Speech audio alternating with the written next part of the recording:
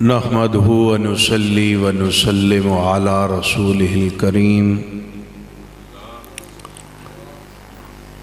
اما بعد فاعوذ باللہ من الشیطان الرجیم بسم اللہ الرحمن الرحیم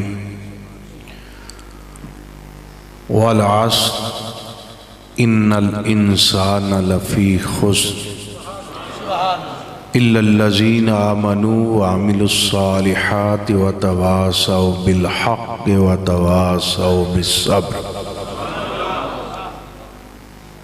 صدق اللہ العظیم وصدق رسولہ النبی الکریم ونحن على ذلك لمن الشاہدین والشاکرین والحمد للہ رب العالمین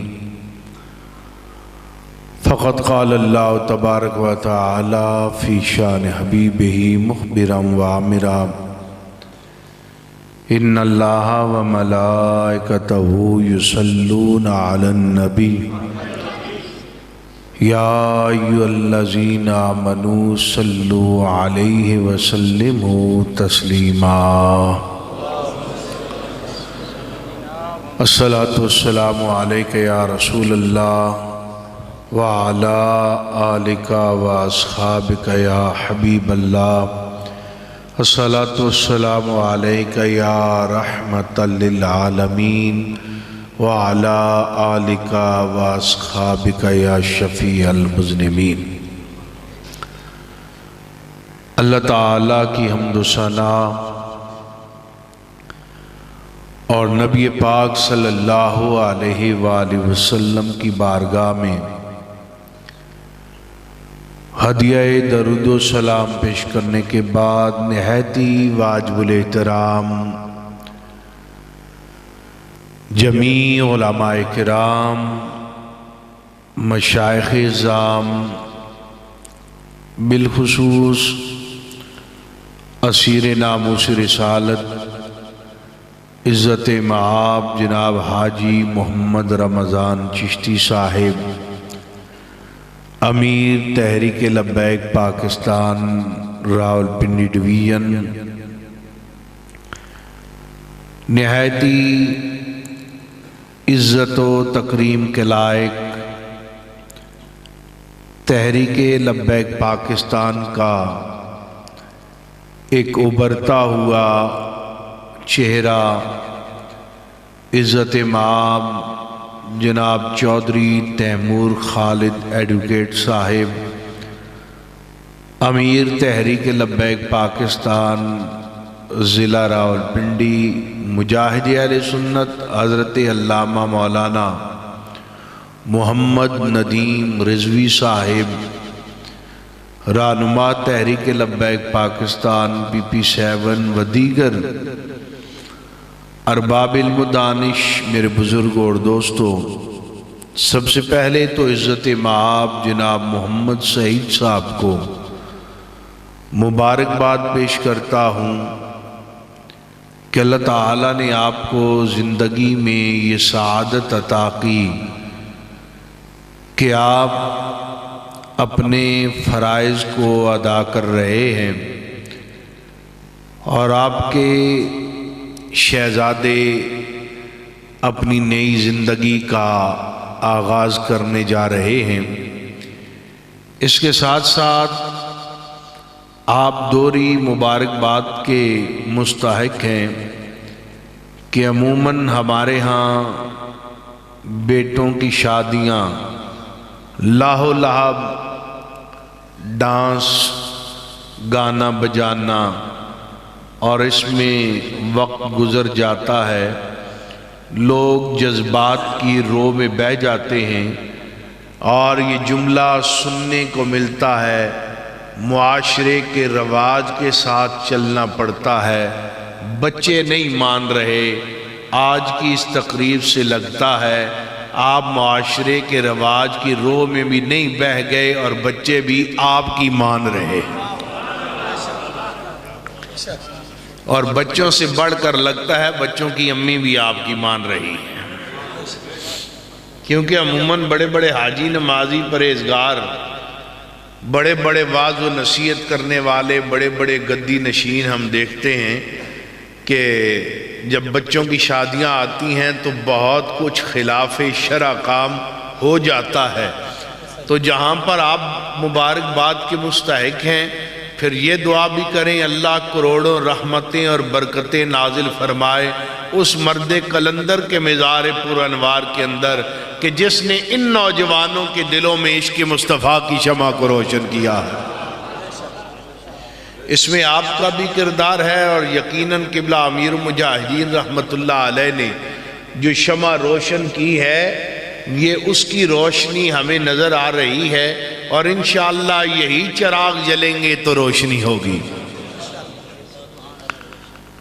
باقی ہر بندہ اس دنیا میں آیا ہے اور یہاں سے ہم نے جانا ہے اور زندگی ہر شخص یہ چاہتا ہے کہ وہ کامیاب زندگی گزارے. ہر ایک کی خواہش ہے, امیر ہے غریب ہے, اس کی خواہش ہے کہ وہ کامیاب زندگی گزارے. اور کامیابی کا معیار ہم نے کیا مقرر کیا ہے؟ کامیابی کا معیار میرے اور آپ کے نزدیک یہ ہے کہ بندہ بڑا ہوا, تعلیم حاصل کی تو اچھی تعلیم حاصل کر لی, کسی بڑے مرتبے مقام کو پا لیا, اور اگر ایسا نہیں تو کوئی بزنس اس کا آغاز کر دیا, اللہ نے اس میں برکت دی اور اس نے مال زیادہ اکٹھا کر لیا. ایک وقت تھا کہ اس کے پاس ٹوٹی ہوئی سائیکل بھی نہیں تھی, آج بڑی بڑی لینڈ کروزروں میں گھومتا ہے, برانڈڈ لباس پہنتا ہے, ہائی فائی زندگی گزار رہا ہے, بڑے بڑے ہوٹلوں میں کھانا کھاتا ہے. تو ہر بندہ یہ رش کرتا ہے کہ یہ کامیاب ہے, اس نے بڑی عمدہ زندگی گزاری ہے, بڑا مال اکٹھا کر لیا ہے, بڑا پیسہ اکٹھا کر لیا ہے, بڑا نام بنا لیا ہے. لیکن اگر ہم قرآن کی جانب آئیں تو قرآن ہمیں کچھ اور بتا رہا ہے. پہلے کہا والاس, قسم ہے زمانے کی. اب قسم اٹھائی جاتی ہے اپنی بات میں وزن پیدا کرنے کے لیے, سننے والے کو یقین دلانے کے لیے.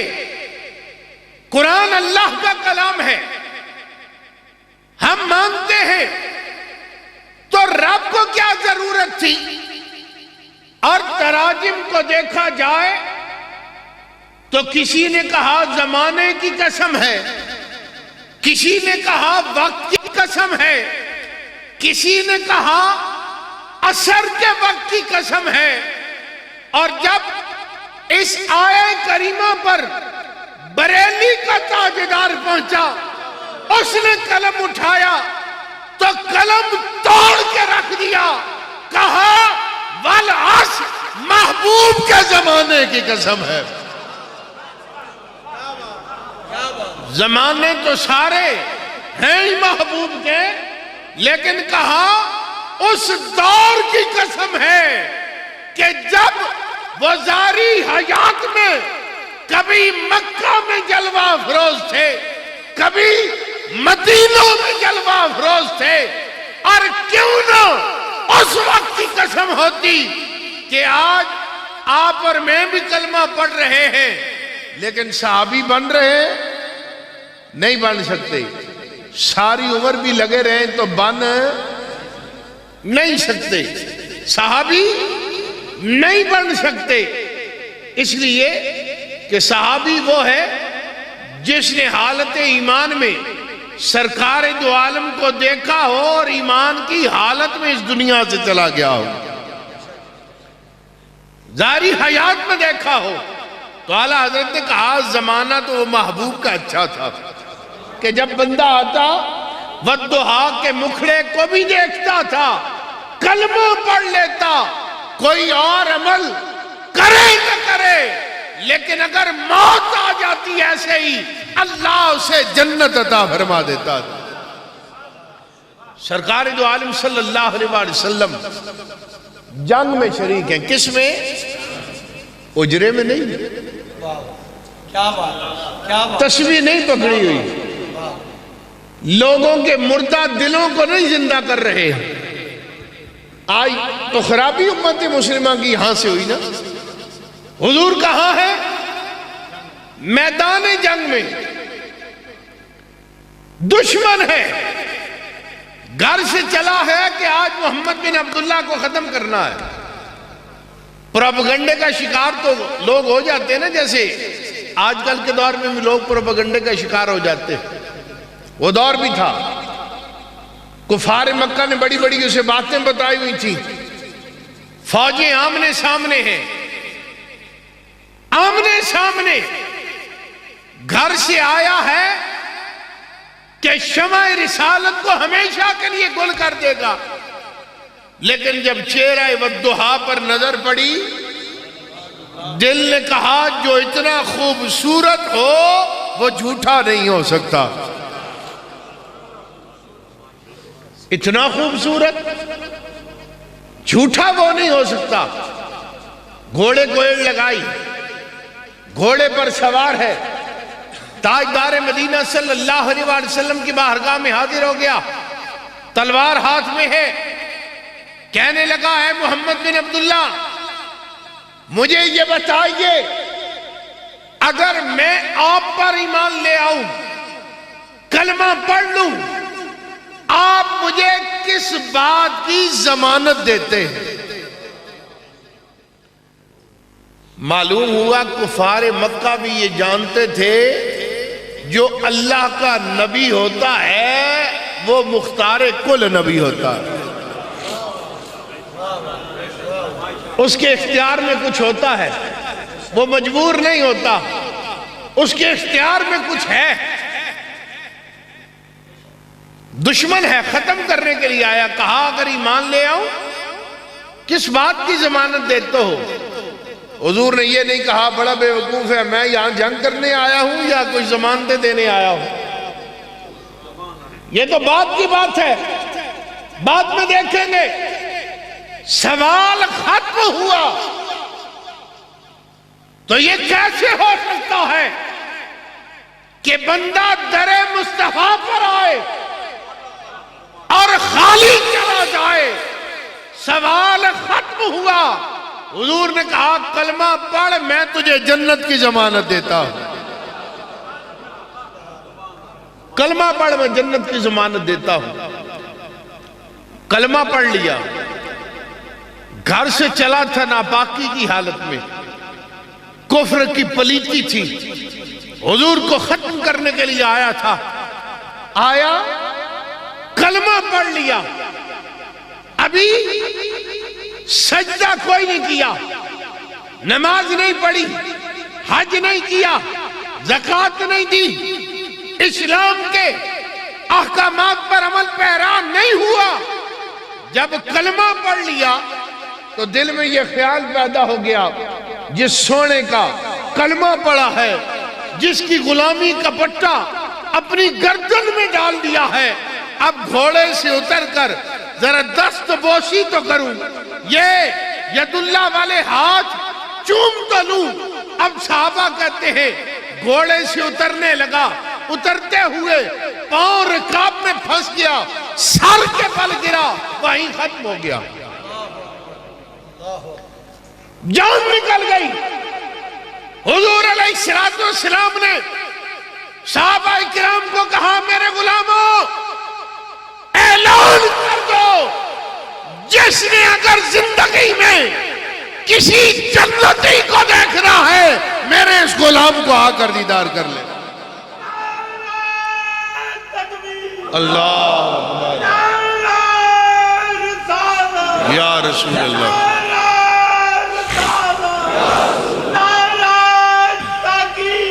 4 یار یار یا رسول اللہ لبیک لبیک لبیک یا رسول اللہ لبیک لبیک لبیک یا رسول اللہ لبیک لبیک لبیک. حضور نے فرمایا جس نے جنتی کو دیکھنا ہے اس کا دیدار کر لے. حضور علیہ السلام کہاں پر ملے؟ میدان جنگ میں. کیا بات ہے. حجرے میں نہیں ملے، آستانے پر نہیں ملے. یہ نہیں کہا دربار شریف آؤ.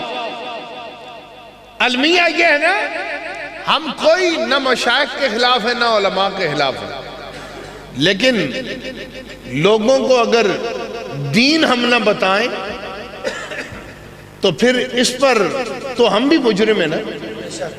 حضور نے علماء کا مقام بڑا بیان فرمایا، لیکن فرمایا جہنم کے سب سے نچلے گڑھے میں بے عمل مولوی ہوں گے. یہ بات یاد رکھنا، لوگ ویسے نہیں ہاتھ چومتے، یہ جواب دینا پڑے گا. اللہ نے جو عزت دی ہے، اگر ہم بزدل ہیں تو ہمیں یہ کس نے حق دیا ہے کہ ہم اپنی مرضی کے مطابق اسلام کی ترجمانی کریں؟ اسلام امن کا درس دیتا ہے تو آج فلسطین والوں کو جا کے سمجھاؤ نا، اسلام امن کا درس دیتا ہے. آج ان کو جا کر کہو وہ ایک بم مارے تم گردن نیچے کر لو، لمبے پہ جو اسلام امن کا درس دیتا ہے. صحابہ کرام کو حضور علیہ السلام نے یہ نہیں بتایا اسلام جہاد کا درس دیتا ہے، جہاد کا.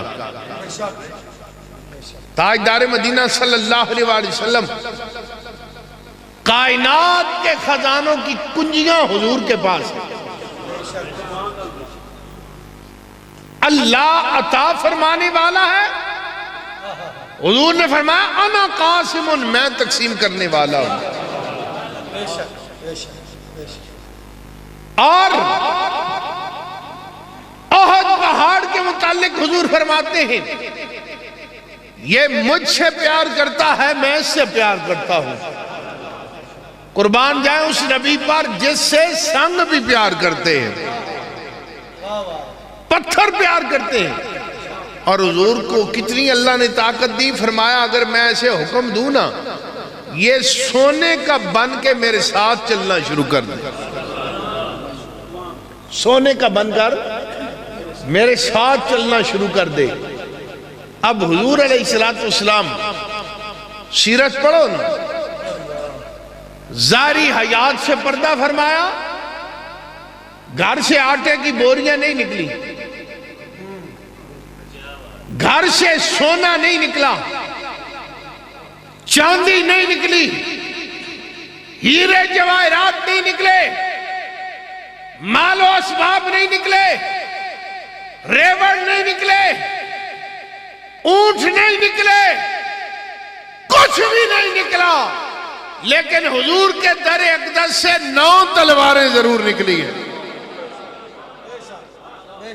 واہ واہ واہ، کیا بات کیا بات. 9 تلواریں حضور کے گھر سے ضرور نکلی ہیں. وہ حضور نے مرغیاں ذبح کرنے کے لیے تو نہیں رکھی ہوئی تھی، یا عید قربان پر جانور ذبح کرنے کے لیے تو نہیں تھے. حضور نے تلوار اٹھائی ہے. آج مسلمان کے ہاتھ سے کیوں بھاگ رہا ہے؟ ذلیل اسی لیے ہم ہو رہے ہیں. قوم کو لگا اس طرف دیا گیا ہے، بس بیٹھ جاؤ، نمازیں پڑھو، تسبیحاں لے لو، منکے پہ بنکا مارو، بس ٹک ٹک ٹک ٹک دعائیں مانگو. اوہ حضور سے بڑا مستجاب الدعوات کون تھا؟ حضور کہتے ہیں یا اللہ میں بیت اللہ کی چادریں پکڑ پکڑ کر بھی تجھ سے دعا کرتا ہوں، ان سب کافروں کو مسلمان کر دے. یہ جہاد کی کیا ضرورت ہے؟ اسلام تو امن کا درس دیتا ہے، خون بہانے کی کیا ضرورت ہے؟ حضور دعا کرتے نا، آج ہمیں کہتے ہیں ہمارے حضرت صاحب سب کے لیے دعا کر رہے ہیں. تیرے حضرت صاحب بڑے پہنچے ہوئے ہیں، یہ خیال رسول اللہ کو نہیں آیا، یہ خیال صحابہ کرام کو نہیں آیا، یہ خیال حسین ابن علی کو نہیں آیا۔ اللہ، واہ واہ واہ، قرآن تو اسی لیے کہہ رہا ہے ان الانسان لفی خسر، کہ انسان خسارے میں ہے، گھاٹے میں ہے، اور آگے خود ہی بتا دیا الا الذین آمنوا وعملوا الصالحات وتواصوا بالحق وتواصوا بالصبر۔ کیا بات، کیا بات، کہا انسان خسارے میں ہے، لیکن وہ نہیں جو ایمان لایا ہے، حق کی تلقین کرتا ہے اور صبر کی تلقین کرنے والا۔ جو حق کے ساتھ کھڑا ہے وہ گھاٹے میں نہیں۔ اسلام منافقت کو تو پسند ہی نہیں کرتا، یہ بھی ٹھیک، سارے ہی ٹھیک ہیں۔ وہ شبر زیادی بک بک کر رہا ہے، کہتا ہے دین کے نام پر تو ریاست ہونی ہی نہیں چاہیے، یہ دین نے تو تقسیم کیا لوگوں، لا حول ولا قوت۔ پھر آپ لوگ کہتے ہیں یہ آپ دوسروں کو مسلمان نہیں سمجھتے، ہم سمجھتے ہیں مسلمان، ان کے کرتوت تو دیکھو نا، جب انہیں موقع ملتا ہے یہ کیسے لوگوں کے ہاتھ میں اس ملک کی باغ ڈور دے دیتے ہیں۔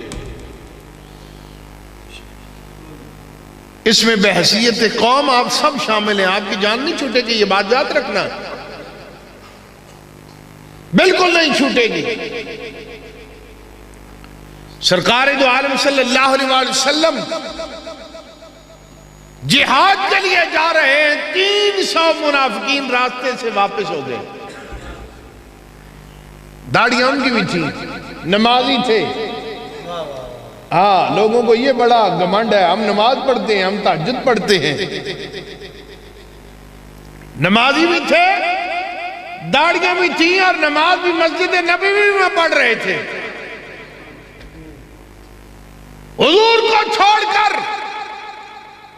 جہاد کو چھوڑ کر، تا صبح قیامت تک اللہ نے واضح کر دیا جو در مصطفیٰ کو چھوڑ کر نمازیں بھی پڑھتا رہے، ہمیں اس منافق کی نماز بھی قبول نہیں ہے۔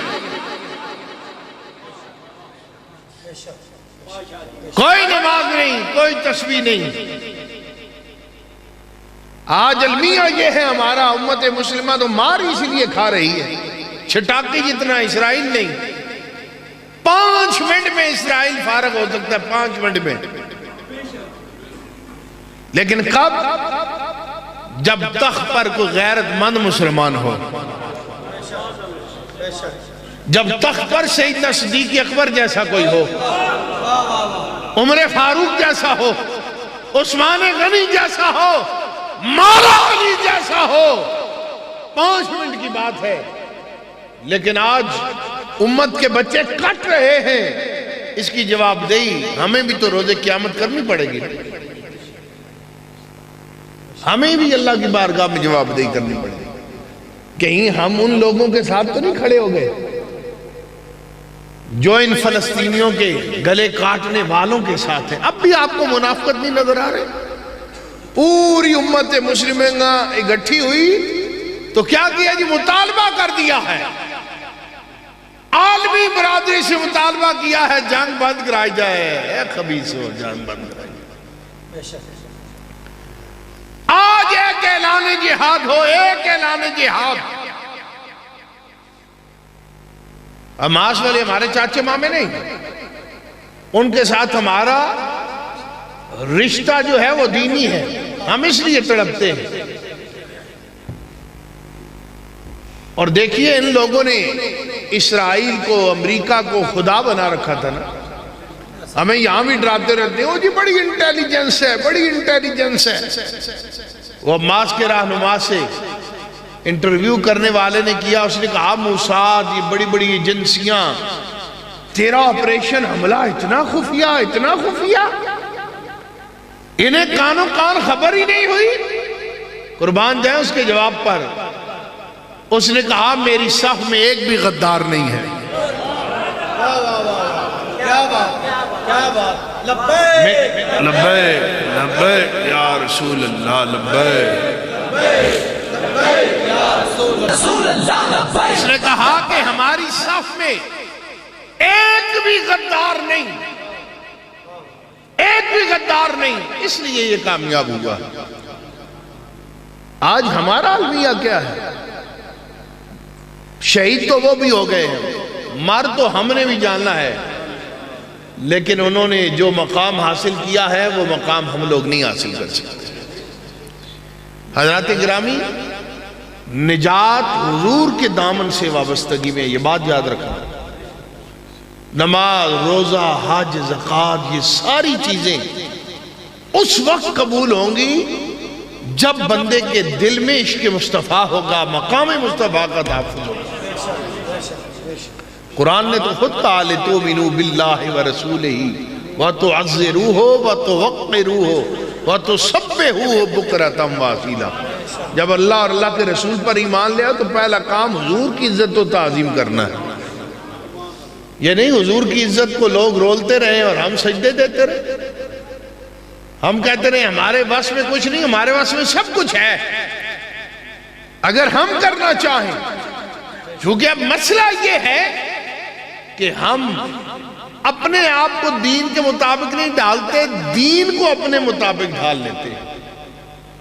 اور چونکہ یہاں پر شادی کا موقع ہے تو یہ بات بھی یاد رکھیں، ہمارے والدین بھی دانستہ یا غیر دانستہ طور پر ایک بہت بڑا جرم کرتے ہیں کہ اپنی بیٹیوں کو جائیداد سے محروم کر دیتے ہیں۔ یہ بہت بڑا گناہ ہے، اپنی قبر نہ خراب کرو۔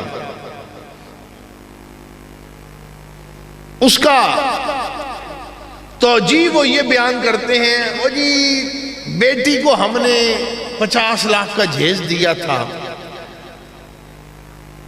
تو حضرت صاحب جو بیٹے کی مائیوں پہ آپ نے 25 لاکھ کی شراب پلائی تھی لوگوں کو، وہ کدھر گئی؟ بیٹے کا ولیمہ 2 کروڑ میں جو آپ نے کیا ہے وہ کدھر گیا ہے؟ اگر بیٹے کا ولیمہ، بارات، مہندی کرنے کے بعد بیٹے کا جائیداد میں حصہ ہے تو بیٹی کو جہیز دینے کے بعد اس کا حصہ کیوں نہیں ہے؟ بیٹی نے آپ سے مانگا تھا جہیز مجھے دو۔ اور یہ جملہ سننے کو ملتا ہے، ہمارے خاندان میں رواج نہیں، بیٹیاں حصہ ہی نہیں لیتی۔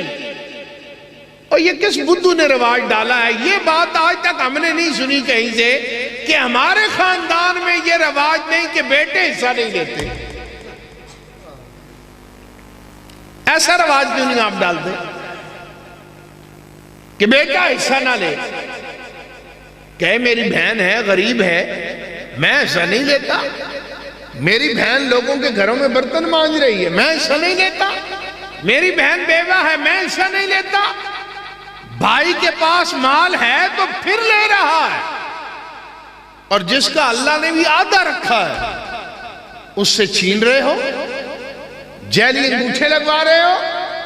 یہ بات یاد رکھنا، حضور نے فرمایا جس نے کسی کی ایک بالشت زمین بھی ناجائز قبضہ کی، روز قیامت 7 زمینوں کا آگ کا توق بنا کر اس کے گلے میں ڈال دیا جائے گا۔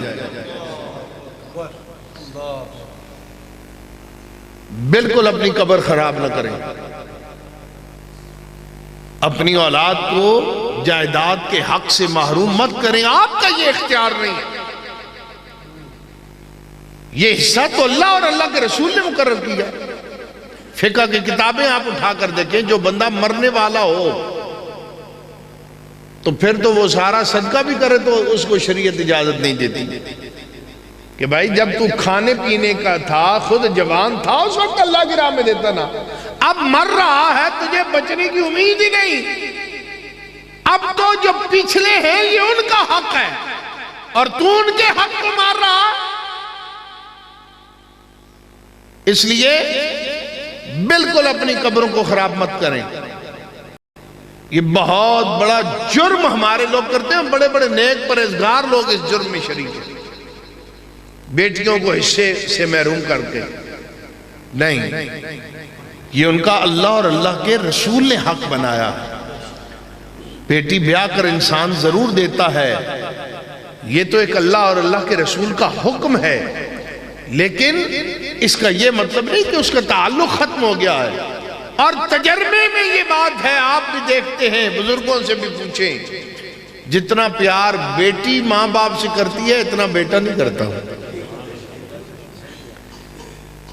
ممکن ہے بیٹا بیگم کی باتوں میں آ جائے، یہ شادی بھی بڑا عجیب معاملہ ہے، انسان دو دھاری تلوار پہ چلنا شروع کر دیتا ہے، ایک طرف ماں باپ، ایک طرف بیوی، وہ بھی اپنے ماں باپ عزیز و اقارب سب کو چھوڑ کر آئی ہے، دوسری طرف ماں باپ ہے۔ ہمارے معاشرے کا المیہ ایسا ہے نا،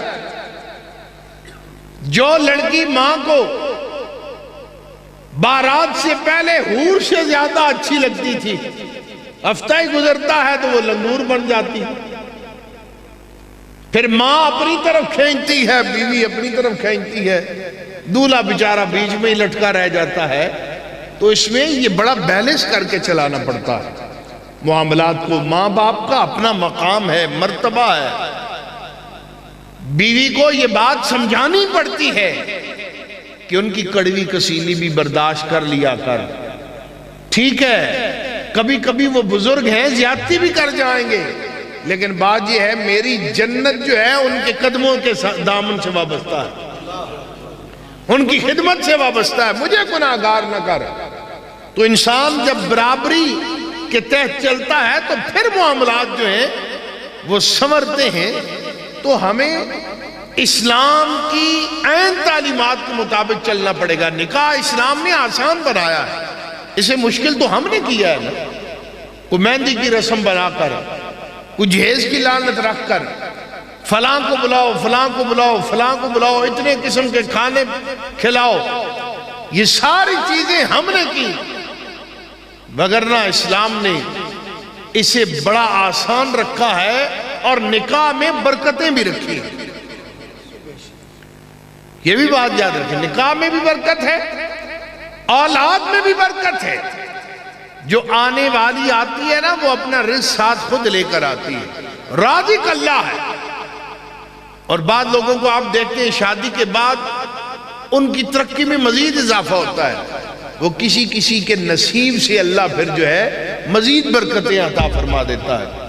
اور اسی طرح ہمارے معاشرے کا یہ بھی المیہ ہے کہ بیٹی پیدا ہونے پر منہ بن جاتے ہیں لوگوں، اور دوسری پر تو ساس مبارکباد وصول کرنے کے لیے تیار نہیں ہوتی، ہائے مجھے حویلی کا وارث چاہیے، پیچھے ہمارا وارث ہی کوئی نہیں، وارثوں کو کیا کرنا ہے؟ بندے کے اپنے اعمال صحیح ہونے چاہیے۔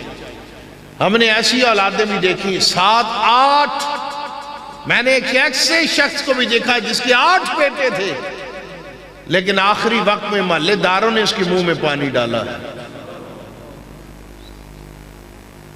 بات بیٹوں کی نہیں، بات اولاد کی نہیں، وہ خالق و مالک ہے، اس نے ہر شخص پر کرم کرنا ہے۔ بیٹی پیدا ہو وہ اللہ کی رحمت ہے، اللہ نے ایک نعمت عطا کی، ان سے پوچھیں جن کی بیٹیاں نہیں ہیں۔ سرکار دو عالم صلی اللہ علیہ وسلم نے اپنی شہزادیوں کی تربیت کر کے عزت و تکریم کر کے امت کو بتایا ہے کہ بیٹیوں سے پیار کیسے کیا جاتا ہے۔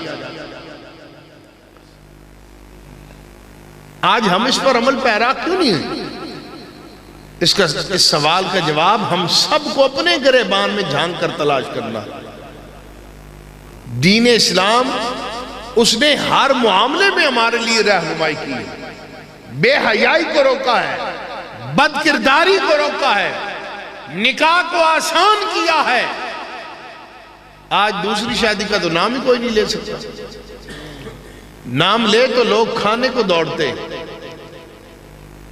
اسی لیے ہمارے معاشرے میں بد کرداری زیادہ ہے اور دوسری شادی کا رواج کم ہے، اور گھر والوں کو بھی پتہ ہوتا ہے کہ اس کے تعلقات دائیں بائیں ہیں، یہ منہ مار رہا ہے، لیکن وہ کہتے ہیں چونکہ اناؤنس نہیں کیا گیا نکاح، لہذا بس ایک میں ہی ہوں، باقی کام چلتا رہے۔ خرابی اس لیے ہمارے معاشرے میں پیدا ہوئی۔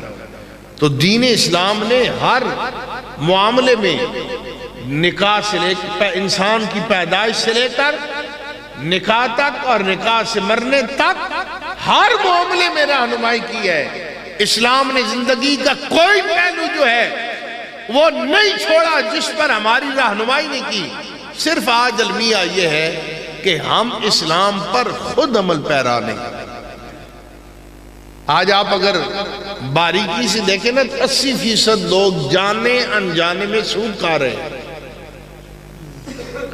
یہ اتنے بڑے بڑے بورڈ باہر لگے ہوئے ہیں، روز ٹی ویوں پر اشتہار چلتے ہیں، کیا جی ابھی آپ انویسٹمنٹ کریں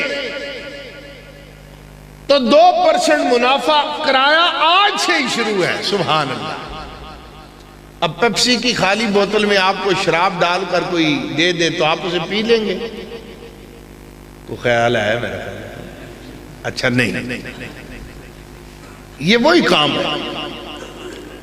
ہمارے لوگ کہتے ہیں نا جی ان کے پاس مفتی صاحب کا فتویٰ ہے۔ دیکھیں کوئی بندہ بیمار ہو جائے، دل کا پرابلم آ جائے، کوئی کینسر کا پرابلم ہو تو ڈاکٹر کہے اچھا جی آپ آئیں میں آپ کو آپریٹ کرتا ہوں، تو آپ فوراً اس سے آپریشن کروا لیتے؟ نہیں، آپ پورا پاکستان چھان مارتے ہیں۔ اچھا ڈاکٹر اور کہاں بیٹھتا ہے جی؟ اور کس سے پوچھیں جی؟ بڑی باریک بینی سے آپ کبھی ایک کو فون کرتے ہیں، کبھی دوسرے کو، کبھی تیسرے کو، 10 دن 15 دن، مہینہ 2 مہینے 4 مہینے لگ جاتے۔ نہیں جی اچھا بندہ کوئی ملے کہ فراڈیا ہی نہ ٹکر جائے۔ یار زندگی جو 50-60 سال ہم نے جینی ہے اس کو بچانے کے لیے اتنی تحقیق، اور اخروی زندگی جس کا ہم نے حساب کتاب دینا اور ہمیشہ کی زندگی ہے اس کو بچانے کے لیے کوئی تحقیق نہیں ہم نے کری۔ مفتی کا فتویٰ ہے، مفتی 2 نمبر نہیں ملتے، ہر کام 2 نمبر ہوتا ہے۔ اور آپ کو کیا پتا ہے پیچھے مفتی ان کا ہے یا نہیں، ویسے ہی کسی نے نام لکھ دیا ہو اپنا۔ یہ سب سود ہے۔ اس حرام کام سے بچیں، اپنی خواہشات کو محدود کریں، عام لباس پہنیں، چھوٹی گاڑی میں سفر کر لیں، سادگی کو اختیار کریں۔ مولا علی شیر خدا رضی اللہ تعالیٰ عنہ دل کیا نا مچھلی کھانے پر، تو پیسے نہیں تھے، مشورہ آ گیا، کہا ادھار لے لیں، اور ان کا ادھار لے لوں مر جاؤں، مقروض مروں گا، تو اس سے بہتر نہیں کہ میں آج اپنے پیٹ سے ہی ادھار کر لوں۔ خرابی یہاں سے ہے کہ ہم لوگ اپنی خواہشات کے پیچھے لگے ہوئے ہیں، خواہشات کے گھوڑے پہ سوار ہیں، حلال آ رہا ہے، حرام آ رہا ہے، جیسا بھی مال ہے ہم چاہتے ہیں بس آتا رہے اور ہمارا کام چلتا رہے۔ اس سے جب تک ہم اجتناب نہیں کریں گے ہم کامیاب نہیں ہو سکتے۔ اور قبر کی زندگی، حشر کی زندگی بڑی مشکل زندگی ہے۔ اگر آپ کو کوئی پیر صاحب، نقیب یا مولوی یا خطیب یہ کہتا ہے کہ قبر کا نہ رکھنا خوف اے دل، وہاں سرکار کے چہرے کی زیارت ہوگی، سرکار کے چہرے کی زیارت تو ضرور ہوگی، تو وہ پوچھیں گے نا کار کے کرتوت کیا ہے۔ صحابہ کرام کی زندگی کو دیکھیں، صحابی رسول صلی اللہ علیہ وسلم علیل ہو گئے نا تو صحابہ کرام ان کی عیادت کے لیے گئے، تو آخری وقت تھا، وہ زار و قطار رو رہے تھے، تو بیٹے نے بھی بڑی تسلی دی، تو انہوں نے مرنے سے پہلے اپنے بیٹے کو نصیحت کی، کہا بیٹا یاد رکھ جب میں مر جاؤں نا، جنازہ پڑھ کر مجھے دفنانے لگو تو دفنانے کے بعد فوراً واپس گھر نہیں آ جانا۔ کون کہہ رہا ہے؟ صحابی رسول۔ فوراً واپس نہیں آنا، قبر میں اندھیرا ہوگا، نئی میری منزل ہوگی، اتنی دیر میری قبر پر کھڑے رہنا جتنی دیر میں ایک اونٹ ذبح کر کے گوشت بنا کر اس کا گوشت تقسیم نہیں کر دیا جاتا، تاکہ مجھے تمہارا سہارا ملتا رہے، اس ہیبتناک منظر سے مجھے کچھ مانوسیت ہو جائے۔ اور ہمارے ہاں کیا ہے، اس بیچارے کو باپ کو دفنانے کا تو مسئلہ بعد میں ہے، سلام پھرا السلام علیکم ورحمت اللہ وبرکاتہ، ہے روٹی کھا کے جانا ہے، بھوکے ہو کدی نہیں روٹی کھا دی۔ اور یہ رواج کس نے ڈال دیا؟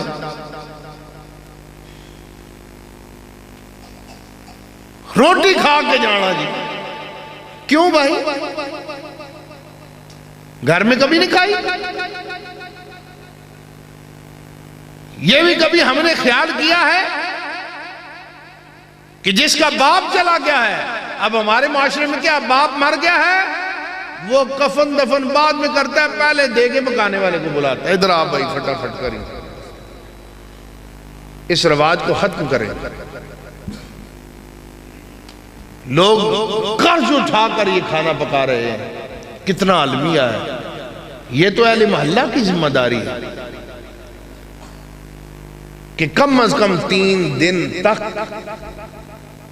جس شخص کی فوتگی ہو گئی ہے اس کا خاندان، اس کے اہل محلہ اس کے گھر میں چولہا نہ جلنے دیں، وہ کھانا پکائیں۔